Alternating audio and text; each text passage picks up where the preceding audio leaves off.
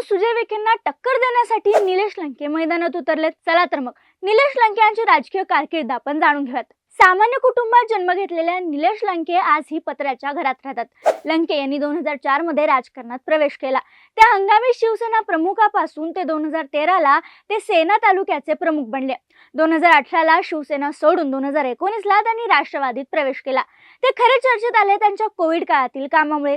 दुसऱ्या कोविड लाटेत 1100 बेडचं Covid centre व 100 ऑक्सिजन बेड असलेलं देशातील पहिलं मोठं कोविड सेंटर त्यांनी सुरू केलं. 29,000 रुग्णांवर उपचार केले. कोविड सेंटरमध्ये ते स्वतः म्हणजेच आमदार निलेश लंके स्वतः राहत होते. रुग्णांचं मनोरंजन होण्यासाठी कार्यक्रमाचे आयोजन देखील त्यावेळी केलं जात होतं. त्यांना अनेक पुरस्कार देखील मिळालेत. तर 2024 मी अनुभवलेला कोविड हे त्यांचे एक पुस्तक देखील प्रकाशित झाले. तुम्हाला काय वाटतं? निलेश लंके सुजय विखेंना टफ फाईट देऊ शकतील का? आम्हाला कमेंटमध्ये नक्की सांगा.